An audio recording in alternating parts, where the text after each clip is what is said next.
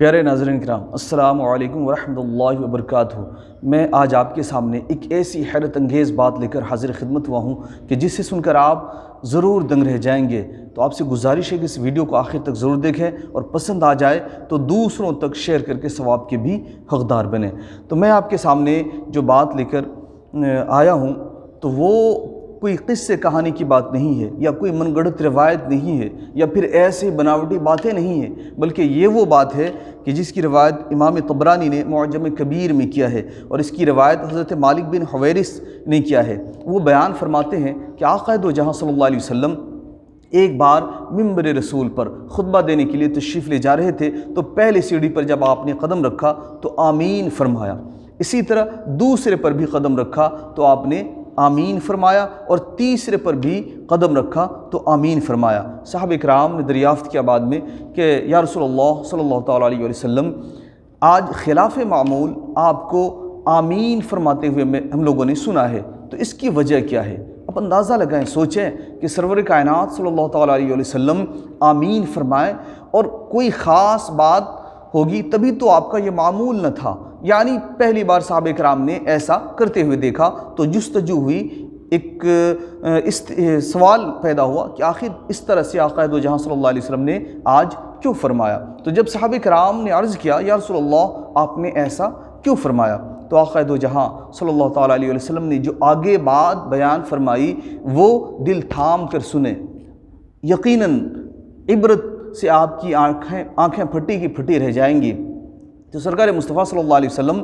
فرمانے لگے کہ ابھی جبرائیل امین آئے تھے اور انہوں نے 3 شخص کے لیے بد دعا کی،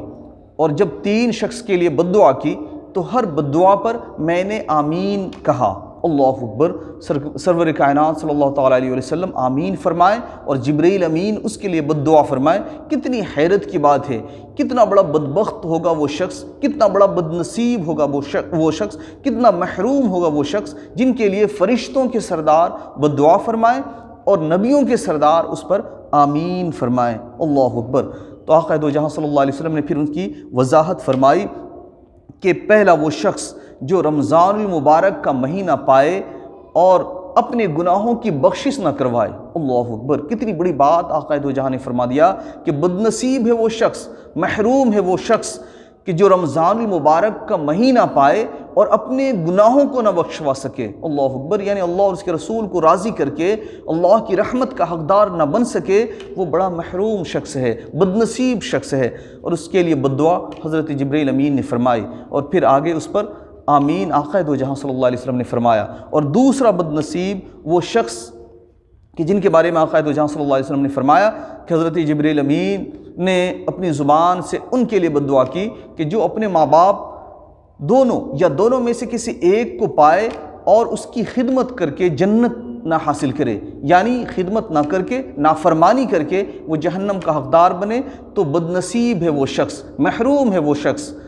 ہلاک ہو جائے وہ شخص۔ اور آقا دو جہاں صلی اللہ علیہ وسلم نے اس پر آمین کہا۔ کتنی بڑی بات یہ اس حدیث میں ہمارے لیے ہے، درس عبرت ہے، ہر انسان کے لیے اس میں سبق ہے کہ اے لوگو، تم دنیا کی ساری نیکیاں کر لو، اچھائیاں کر لو، لیکن چند چیزوں کو اگر تم نے چھوڑ دیا تو ساری نیکیوں پر پانی پھر جائے گا۔ پھر آخری وہ شخص کہ جن کے لیے حضرت جبرائیل امین نے بد دعا فرمائی اور اس پر آقا دو جہاں صلی اللہ علیہ وسلم نے آمین فرمایا۔ تو تیسرا وہ شخص کہ جن کے بارے میں حضور نے فرمایا کہ حضرت جبرائیل امین نے اپنی زبان سے ان لوگوں کے لیے بد دعا یا جملہ ادا فرمایا کہ جن کے سامنے میرا نام لیا جائے، یعنی حضور پاک صلی اللہ علیہ وسلم فرماتے ہیں کہ جس کے سامنے حضور کا نام لیا جائے اور وہ حضور پر درود پاک نہ پڑھے تو بد نصیب ہے وہ شخص، ہلاک ہو جائے وہ شخص۔ تو یہ جب بد دعا کی حضرت جبرائیل امین نے تو اس پر آقا دو جہاں صلی اللہ علیہ وسلم نے آمین فرمایا۔ اندازہ لگائیں 3 ایسے بد نصیبوں کے لیے فرشتوں کے سردار نے بد دعا کی اور نبیوں کے سردار نے اس پر آمین کہا۔ 3 وہ شخص، اب عبرت حاصل کریں، آپ ڈر جائیں، خوف کھائیں، اللہ سے گھبرائیں کہ اللہ تبارک و تعالیٰ